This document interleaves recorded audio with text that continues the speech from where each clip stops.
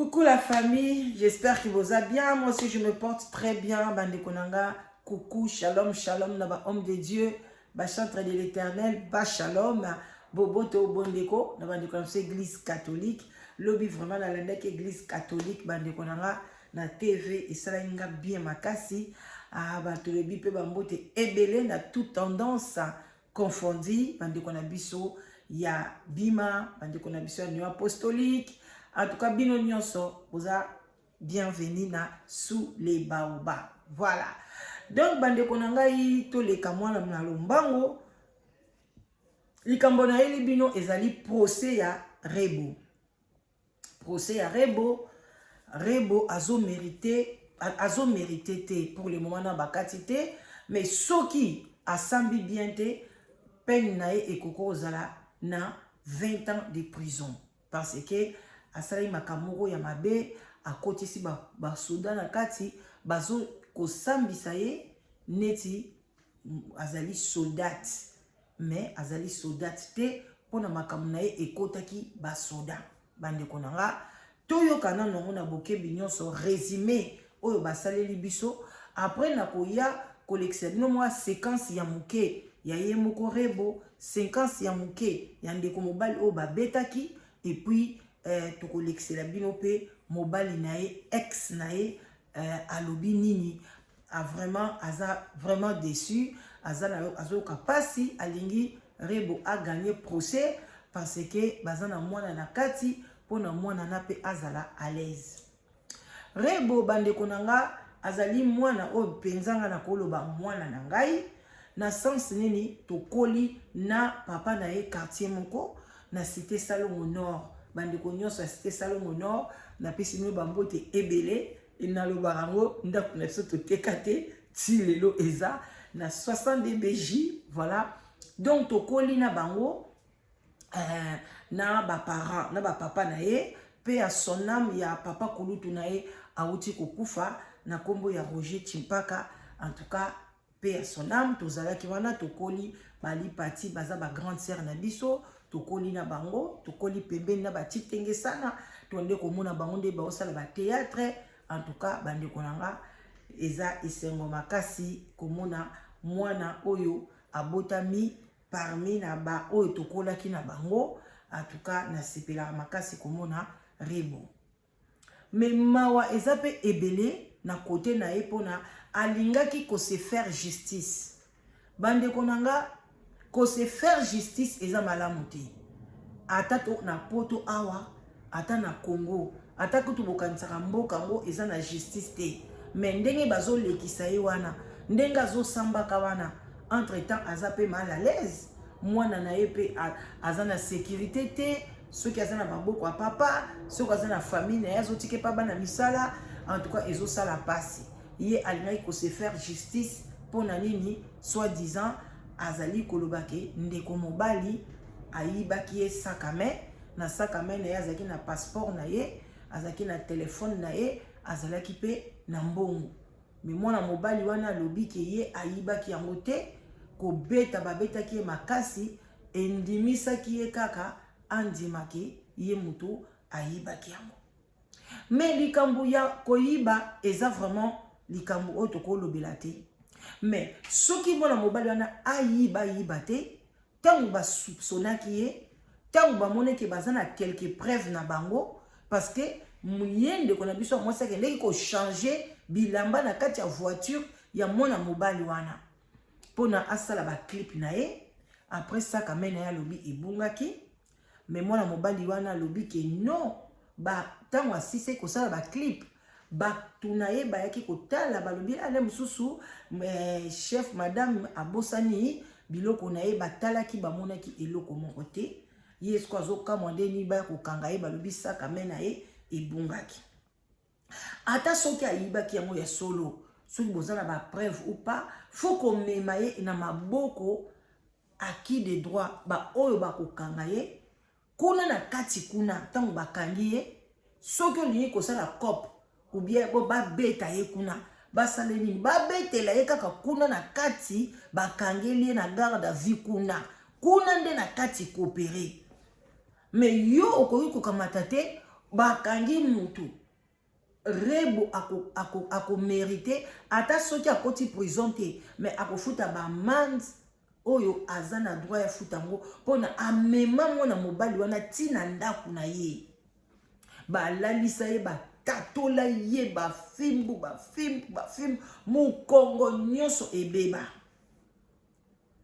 mwana mobali wana pona nga soki penza yibaki na ndimite ndebe ba beta ke bongo em sopa ngaka kima aya apkende kufunda Rebo na justice te mais tellement pasi wana ba beta ki ye mwana mobali wana zo se sentir kaza na ye coupable te boza pe na ba preuve o ezo laksa te ke ye muta yibi boza pe na caméra pe ezate on kamataka o benga ba soda o yo moni o futa bango ba mbongo siko ba soda batu bazaki bien Rebo bazolia na bango bazobeta mo ba kopi na bango o koti si bango siko na kati makambo oyo ba mususu ba kimi na misala ba longwe misala ba kimi parce que so ba yebaki ke makambo bazo sala eza normal ba ko sala ngo Rebo mbele baninga mususu ba kimi te lelo ba sundoli bana na bango ba kimi na bamboka soki ba wapi ba bebisi musala pona ko betisa mwana mobali moko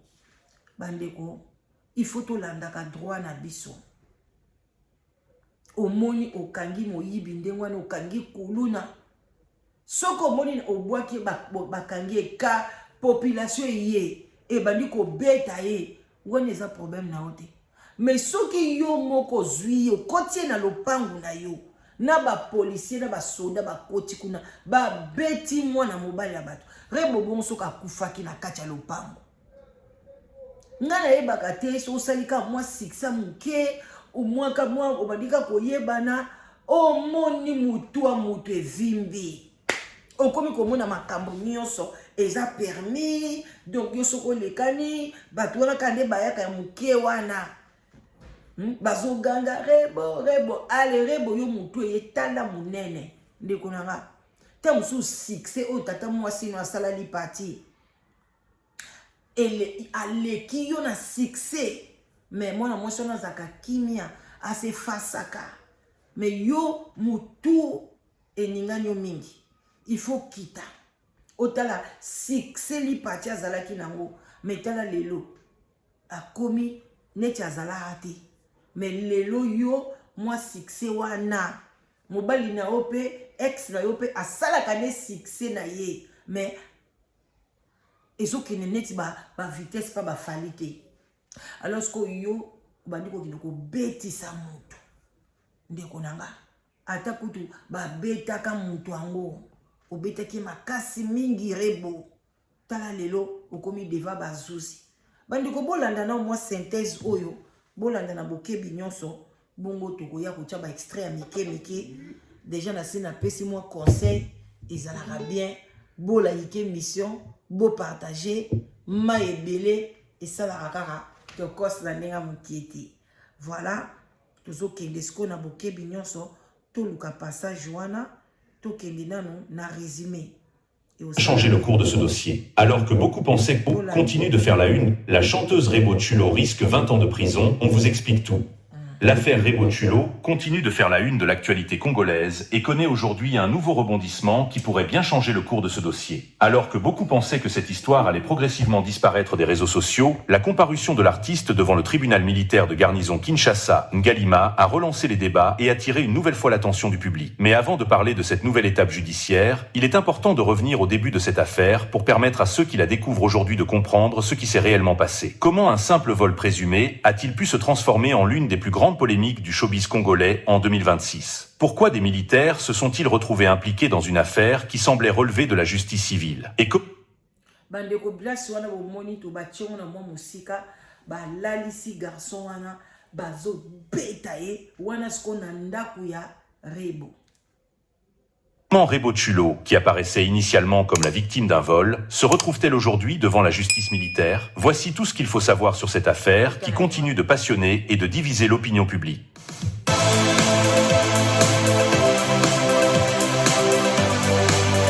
Chauffeur évoluant dans l'entourage de l'équipe impliquée dans le tournage. Selon les témoignages relayés par les proches de l'artiste, Les images de vidéosurveillance auraient joué un rôle déterminant dans l'identification du suspect. Après avoir été confronté à certains éléments recueillis au cours des recherches, il aurait reconnu son implication dans la disparition d'une partie des biens. Une partie des objets aurait alors été retrouvée, mais plusieurs effets personnels de grande valeur restaient toujours introuvables. Cette situation a contribué à accroître la tension autour de l'affaire. Pour l'entourage de Rebo Tchulo, il devenait essentiel de récupérer l'ensemble des biens disparus. Cependant, personne n'imaginait encore que cette affaire allait rapidement prendre une dimension beaucoup plus grave et déclencher une controverse nationale.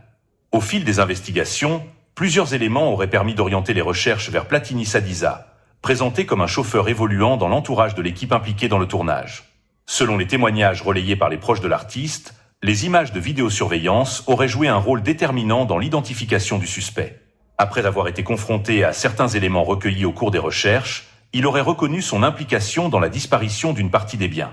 Une partie des objets aurait alors été retrouvée, mais plusieurs effets personnels de grande valeur restaient toujours introuvables. Cette situation a contribué à accroître la tension autour de l'affaire. Pour l'entourage de Rebo Tchulo, il devenait essentiel de récupérer l'ensemble des biens disparus. Cependant, personne n'imaginait encore que cette affaire allait rapidement prendre une dimension beaucoup plus grave et déclencher une controverse nationale. Le véritable tournant de cette affaire intervient lorsque des images filmées dans une résidence privée de Kinshasa commencent à circuler massivement sur les réseaux sociaux. Dans cette vidéo devenue virale, un homme présenté comme Platini Sadiza apparaît dans une situation extrêmement préoccupante. On le voit subir de violents sévices infligés par des hommes portant des uniformes militaires.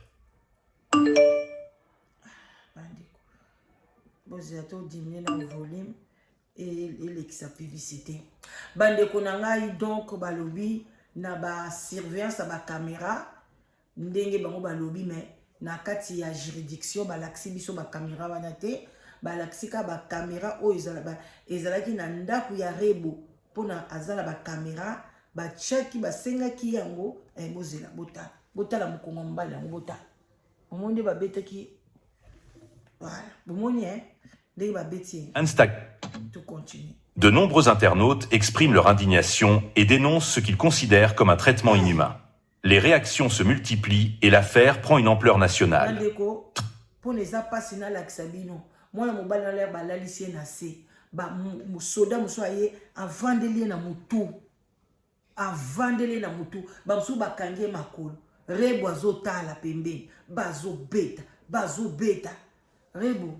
En tout cas, il faut qu'il y ait prison.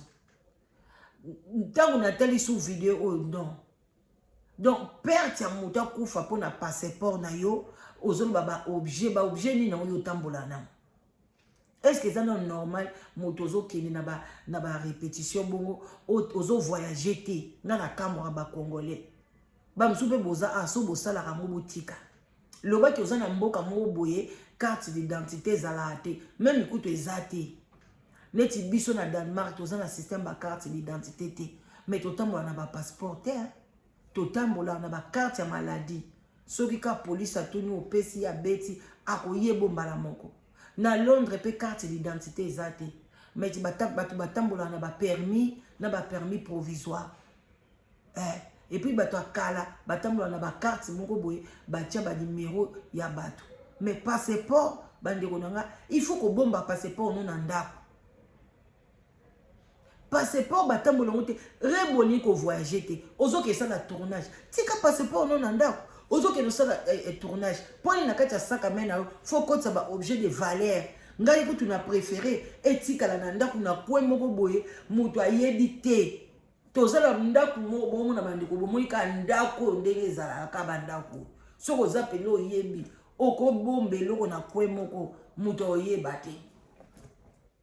Mutu akoyeba na eta ko kanisa ngo kaka eza na ngo ka bombe bobwa bomba nde biloko na ba poubelle te pona ngai bona komsu na zwika ka poubelle etondi te na eza ba wibra ba poubelle na za na ba poubelle mobo ina chaka na chambre eza na ka ba biloko baliaka te neti papier mouchoir mona longoli maquillage na nini na bwaki na poubelle etondi te. Na beta tour boy ba zuba poubelle nyonso ba longo ba ke boire siko so na bloba ki poubelle na bomba mo eloko na ngai na boke na ngoma titi ngoka ya skit eloko mo evanda na mbe eloko na kinda ki donc mais luka kaka na chambre na yo okomona kwe moko boye obomba kambongo na yobi biloko na valeur muto osimba ngo ozalate kozala kuna posa kotambola na biloko ya valeur te na basaka mais eza na sécurité makasi même awa na poto miyibi baza okope kobosa na saka meno na bus okope kobosa na saka meno quelque part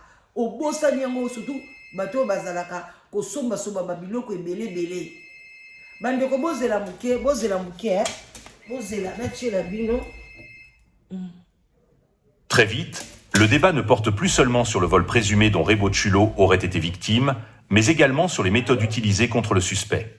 Les questions se multiplient. Qui a fait intervenir les militaires? Pourquoi un suspect de vol est-il traité de cette manière? Et surtout, qui doit être tenu responsable de ces actes? Après sa libération, Platini Sadiza décide de prendre la parole et de raconter publiquement ce qu'il affirme avoir vécu. Ces déclarations vont considérablement renforcer la polémique déjà présente sur les réseaux sociaux. Selon son témoignage, il aurait été victime de violences physiques, de séquestration et de pression destinées à lui faire reconnaître certains faits. Il affirme avoir subi des traitements dégradants et dénonce ce qu'il considère comme une grave violation de ses droits. Ces accusations provoquent une nouvelle vague de réactions dans l'opinion publique. Certains estiment que, même en cas de vol avéré, personne ne mérite un tel traitement et que seule la justice doit avoir le pouvoir de sanctionner un suspect. D'autres considèrent au contraire que l'émotion provoquée par le vol des biens de l'artiste explique la réaction de certaines personnes impliquées dans cette affaire. Quoi qu'il en soit, les déclarations de Platini Sadiza vont jouer un rôle majeur dans l'évolution du dossier et attirer l'attention des autorités judiciaires. Face à l'ampleur prise par cette affaire et à la pression grandissante de l'opinion publique, les autorités décident finalement d'ouvrir une enquête officielle afin de faire toute la lumière sur les événements. L'objectif est de déterminer précisément ce qui s'est passé, d'identifier les responsabilités. Voilà. Donc, bandeko nanga boyoki quand même moi idée. Alors, nga nazo katango po na lina za mulai mingi te tokende na nini oyo na oyo bandeko nanga tokende na makambo etali vraiment concret to landana no rebo yemoko bolanda na rebo yemoko na Alias Rebo Tchulo a choisi de compléter l'occupation. Vous avez le droit. Yekoloba manso ogo yekoloba pona no bikoba.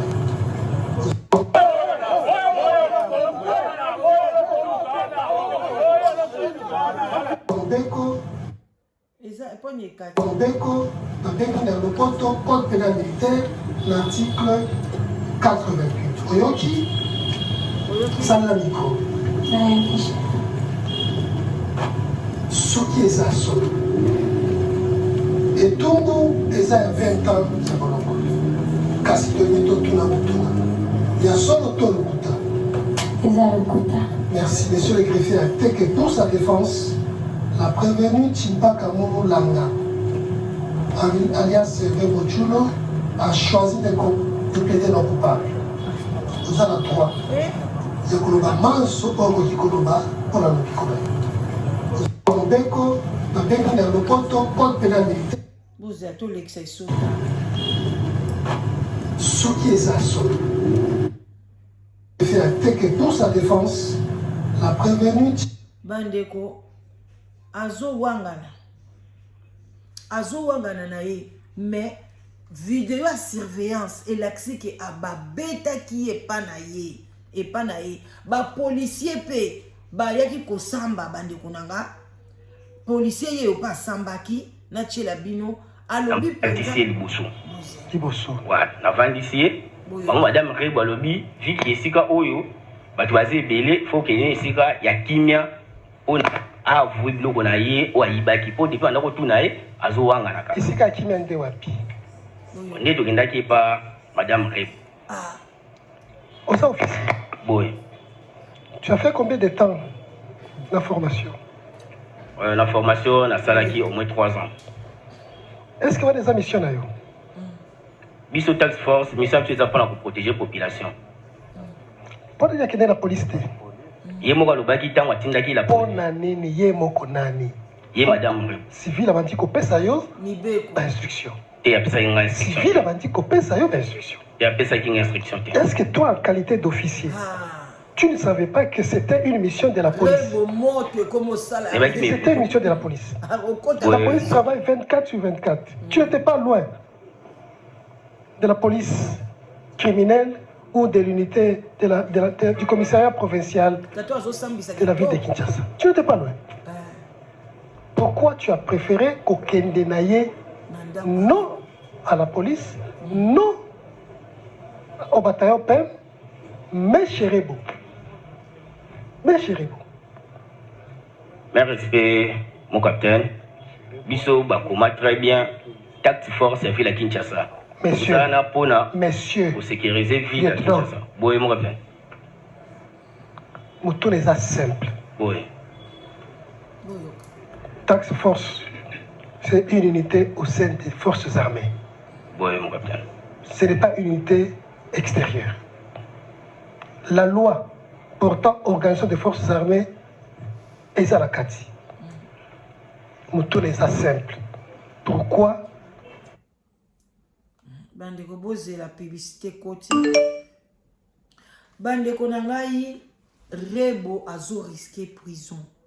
Balobi 20 ans mais à cause de 10 ans. Parce que du fait qu'on même moto. C'est quoi oyazo loba sode. Ezala ki kutu musala na été. Yango bazo tourner pendant dit que dans la police. Tu ne l'as pas amené à la police. Pourquoi? Tu n'as même pas amené au bataillon. Tu as préféré qu'Okende Nandako y a particulier. Pourquoi? Mokonzi, tant que tu es, il y a beaucoup de victimes. Victimes. Il y a beaucoup de gens qui ont été victimes. Tout ce qui a boy, on dit ma bloc, on a et on kumbe à qui des droits. Mbalaboni aussi au Kanga, bas suspect na patrouille. Il y a les bossons à Kanga na changu moko ibaka saki ya batu lisusu na kabelo madame moko. Okendaki na bango na ndako na batuana.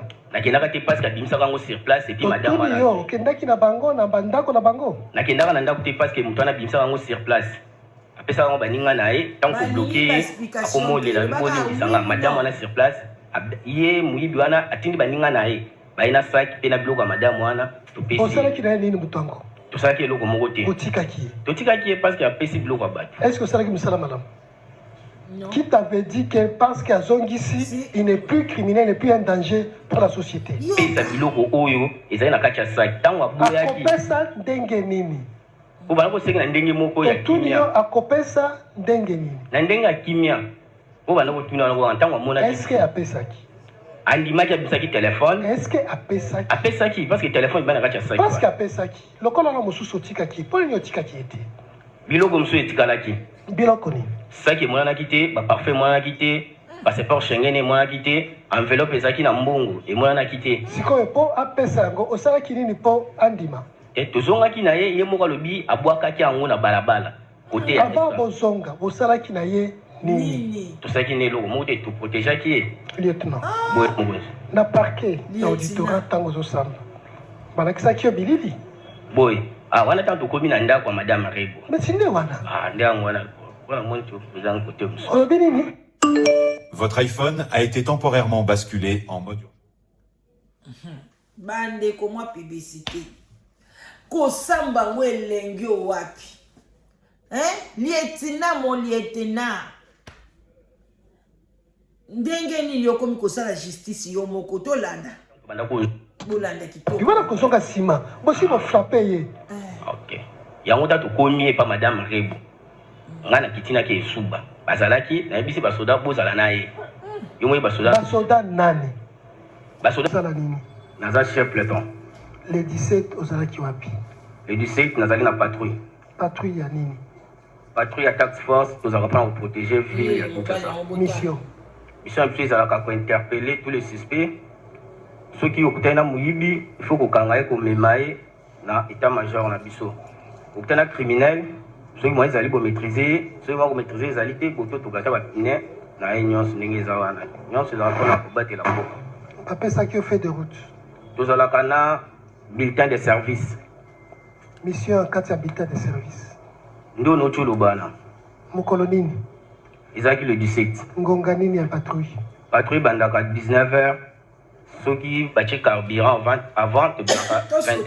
Ceux qui battent retard de bimaka 21h 22h. bayebaki déjà ke bakangi bayebaki te bakwendaki mpe parade ntango bakomi na parade baninga na bango nde basignale bango ke non lieutenant bakangi ye nde bango moko mais bakoki kokanga yo mpo te moko tozalaki kaka biso otambolaka na balabala nde tobandaki kozonga esanaki natya halte na Sosimat ti ba aire mo boye nde nakota déjà olinga nakota partir ya 3h50 mpona kotya halte mosusu avant nakoma na base logistique na rond point ya mola oui tozalaka na tenue correcte casque minduki na biso MZ esili combien d'argent nombre bato bazalaki na bango ndenge bazalaki 9 bango tu bazala minduki te songa moko mpe nazalaki na minduki e bachauffeur bango bazala na minduki te à part tenue cordelette ezalaki non cordelette ezalaki na 2 soda pamba nani ezalaki epa Masimo aza te akimaki nani mosusu ezalaki na Kanga Seke Reboye moto azochauffe moto Kanga Seke azotoka Masimo ya wanganye alobi makambo yona ye bien nde azalaki na cordelette oui bon bazali na cordelette bakimi mais police abandi ntango bakangaki nga yango bango batyaki donc bamonaki basalaki mabe mpo bakima nayebi te afandi non il faut koyeba nakoyeba nga azali deja mokangami qu'est-ce qu'il y a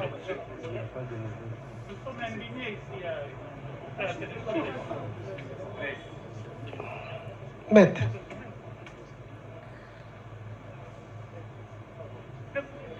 Vous avez parlé, je demande la parole. Est-ce que vous a accordé la parole? Alors, pourquoi vous parlez? J'ai la main levée. Est-ce que vous parlez parce que vous a accordé la parole? Il faut avoir honte.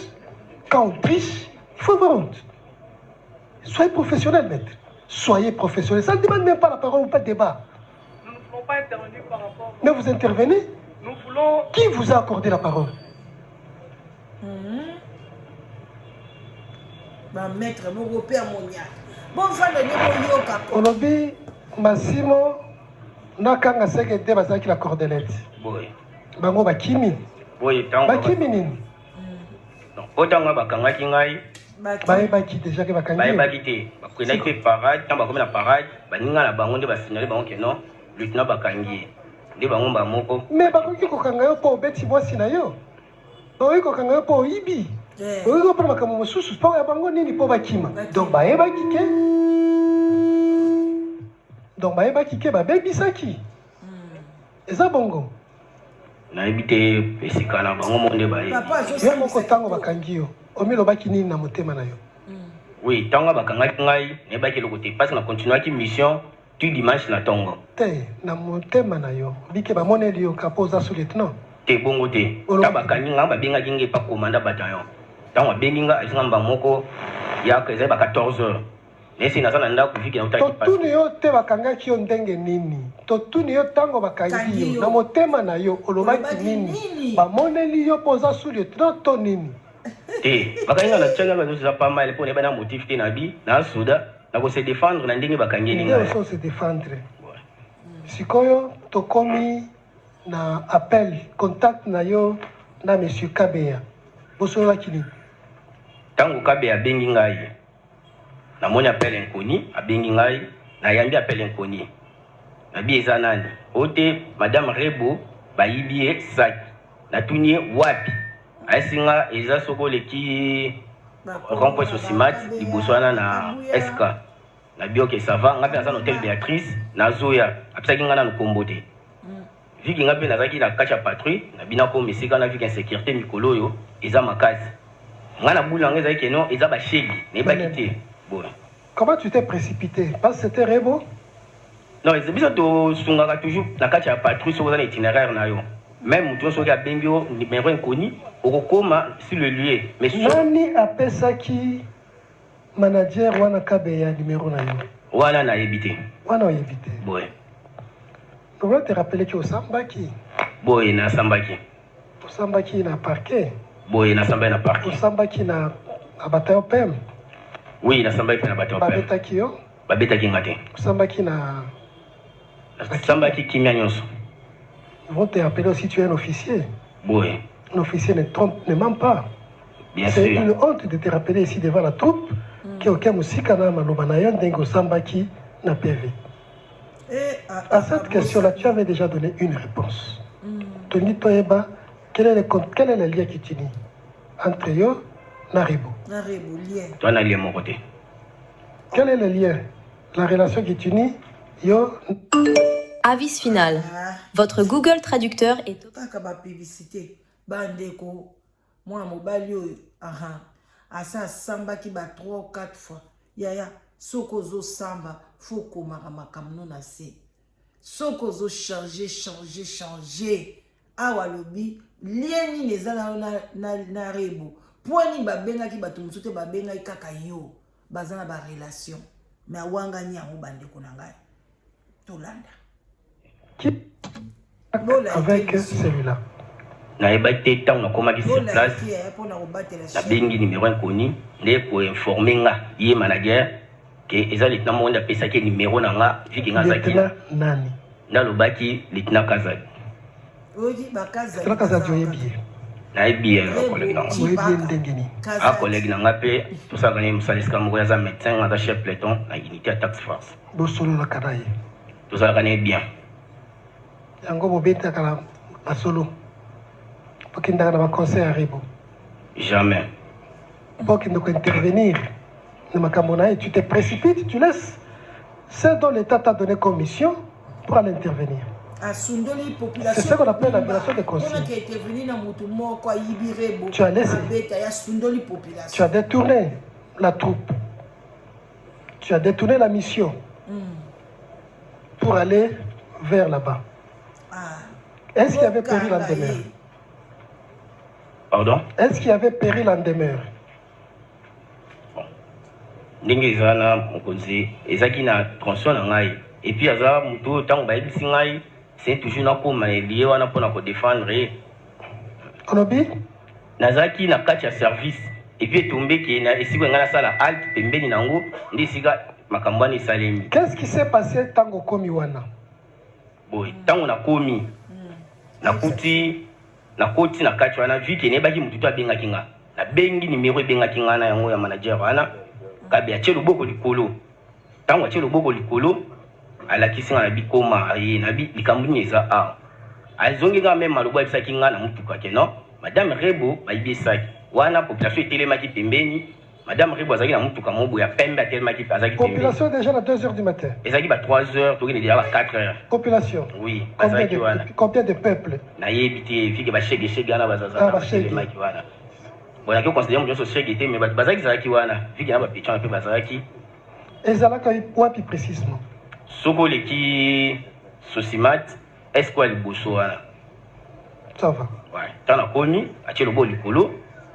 Atie bunga pe na kutani na etana pe na e na tuni nini abite kani na expliquer que non madame Rebo bayibi ça depuis moi bango aza wa abite mayibi bango batie na moi guérite moko ya ba magenyo bazalakana na tuni madame Rebo bango aza wa abite aza kati ya mutuka vike insécurité da batama kiwana abi ne ki omona e abi pas de problème akia signaler madame Rebo pa kiti pesa ni mboti na que madame Rebo ni hotela chauffeur ayibiti abaki apona na pesa ngaki no petit moto zaki na ye na kati ya tournage asani ni ayibinga saki abi ambo ayibi saki aza wapi nde abite aza na moi guérite wana na komi na guérite wana ayibisa magenya na bopesa nga mutu wana tokindi na ye bezitaki te babimisi ye petit en platini na kumbie atie na kabine olobili ndi ozwaki ndenge nini?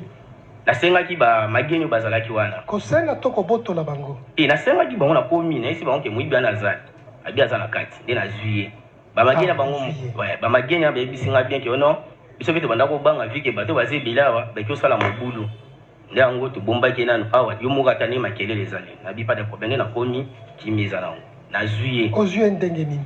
Babimisi ye.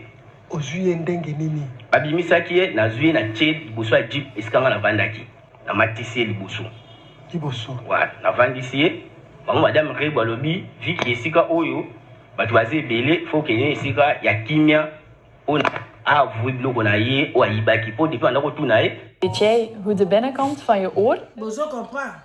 Donc l'air babengi ye basipsone ke mwana mobali wana ayibi bakangi ye ali Rebo nde azopesa balwa mpo ayebi ke mboka ngo eza ya ye mboka ngo eza ya bango donc ya Rebo ko kangame atoza mutaka et tokendaki pa madame Rebo Au sein officier, boy tu as fait combien de temps la formation?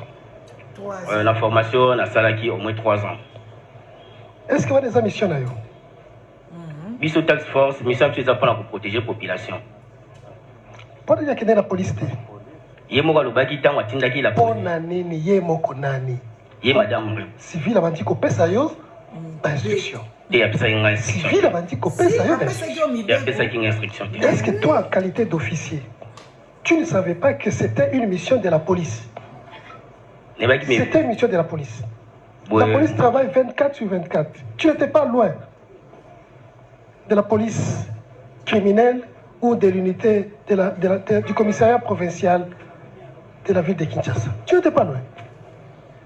Pourquoi tu... Voilà. Donc, Bandekonanga, j'espère que vous comprenez. Donc, tant qu'il y a yé, moi, je vais bétailler ma casse na ndinga osakarate. Bon, moi, je vais répétition. Des mois, mobile azowangana. O yetan bake pare, boya ke suba. Aye kokuta ba beti mutu.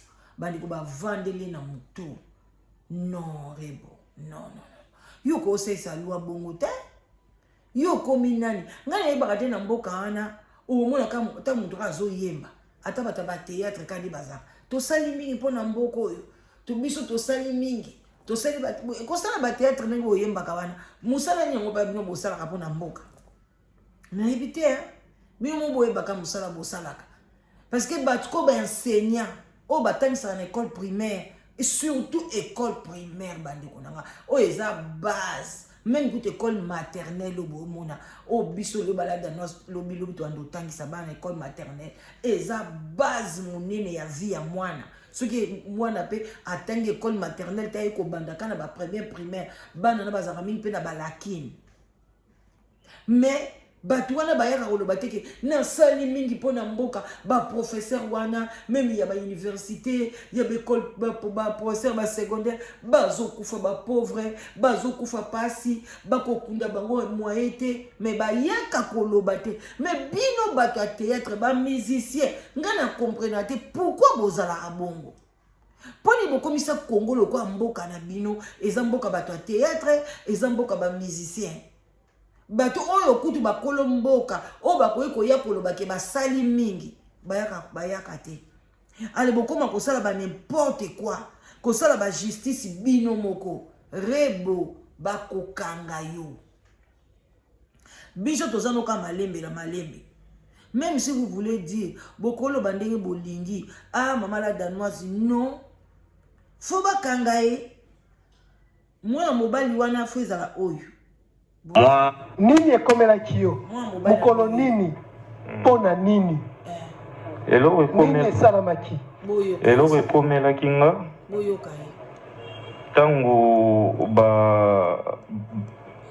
tangu madame Rebo alobi ke saki na ye ebungi balobi ke nga mutu nazwaki yango. Donc nde bayaki omema nga na showbiz parce que en attendant tobandaki ozela chef nanga aya mpona situation oyo ekomi wana. Tolingi obanda na ebandeli mpo okutana na madame Rebo ezalaki ndenge nini? Ezalaki par le biais de qui? Babengaki yo mpo losala nini? Ozalaki kosala nini? Bokutanaki wapi? Bokendaki wapi? Tina suka. Ok. Nga azalaki na ndako parce que mituka ya location ezalaki mutuka oyo nabandaki okumba ezalaki epa na ngai. Nde chef abenga no course moko ebimi kote ya palais du peuple wana kote ya Bova okoma wana il faut bokoma rond-point Forestcom je crois. Nde nakokoma wana nazwi nakomi wana sur place na yo croisé ba jeune moko azalaki wana il paraît azali réalisateur. Nde kokoma nakomi wana nde bazwi nga to bafuti mbongo na bango bazwi nga tokei ti Première course tokomaki na ezalaki c'était vers 12h tokomaki na Grand Hôtel. Kolonga tolongwe na Grand Hôtel wana nde tolongwe toke lié ya rencontre ezalaki na côté ya rond-point Forestcom wana. Moment nde navandi na mutuka ndenge chauffeur azelaka bato.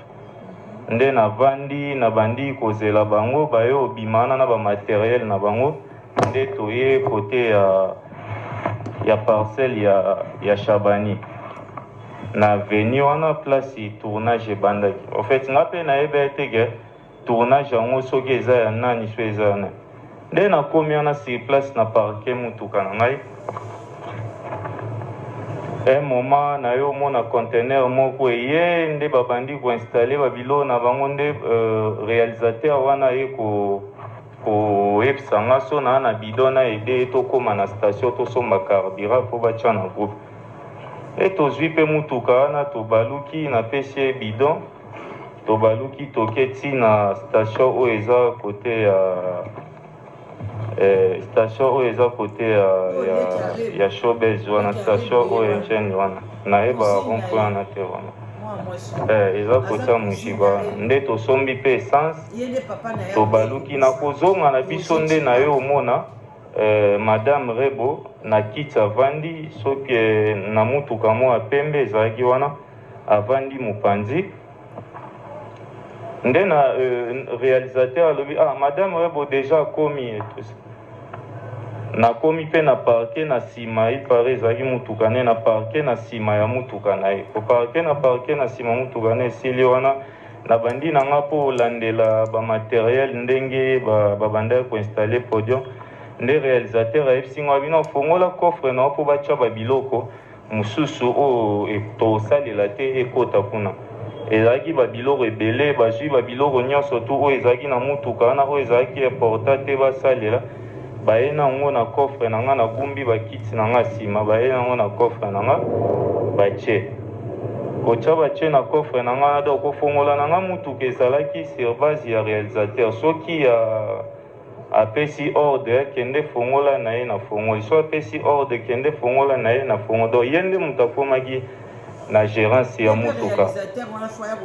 Alors moment nazalaki côté ya conteneur wana na yo omona parmi équipe ya Madame Rebo moko aye atuni mutuka wana eza ya nani noa wana eza ya nani na bino eza ya ngai nde asengi Madame Rebo achange bilamba na kati mpo na noa eza monene yango wana mpe na réalisateur apesanga ordre abino kende akino change bilamba na ye na démarrer mutuka na tie climatiseur akotaki ye moko après un moment la fille moko aye kolanda soki mpe mutamakiaka ye kolanda ye olanda wana biso totelema na biso libanda na parmi équipe na ye asilisi mpe kochange bilamba abimi moko ya staff na ye nalingi nakanga portiere ndayebisinga bino kokanga portiere te na verifie nanu peut-être madame akobosana